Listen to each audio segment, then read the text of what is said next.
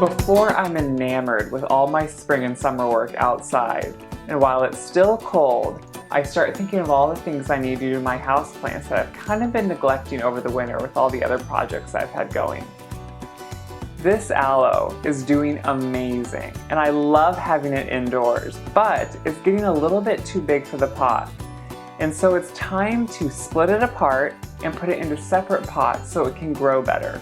When a plant gets too big for a pot, the roots get a little bit growing into themselves and it starts not doing as well. And you can see that this aloe is starting to be stressed on the edges of its leaves and tentacles here as they're starting to get a little brown.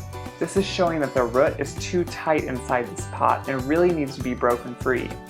So today I'm going to show you how quick it is to transplant this aloe or any plant that you may have that needs the same thing, so it has a lot better home to live and survive in. Let's get started by just taking the plant right out of the pot and start splitting apart the roots. Taking the plant out of the pot, you want to start just taking the loose dirt away from the edges. Slowly take the roots apart, being careful not to tear the plants, but you can be firm. You don't have to worry about killing these. As long as the roots are there, just slowly pry them apart and you will be fine. I'm just setting them on my counter here in work surface, and I'm putting together what I want to pot. I'm kind of just laying them in piles, and then I know that I'll be ready to go and put them back.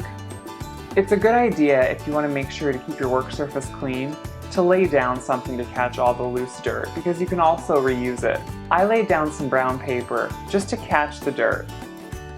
As you can see, this aloe has started many small baby plants, and they kind of have a natural separation to them as you start kind of slowly prying the roots apart.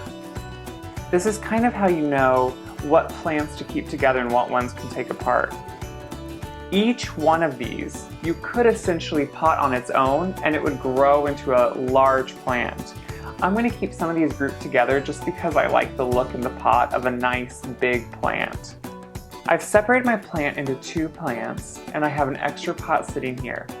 I have some great indoor potting soil mix. This is just good for starter plants, and it's a light mix. You want to make sure you don't want to buy a topsoil, but always a good indoor potting soil.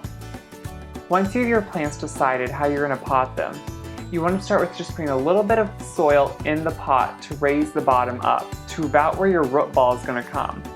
Just kind of make sure that your roots are loose and able to go all the way down to the bottom and you're not clumping them up together. Once you have a little bit of soil in there, you can kind of place the plant in and start just adding soil all around. And lightly pack it in as you're going to make sure it gets down around the roots and down to the bottom. Keep adding soil and packing it down until you get to the top.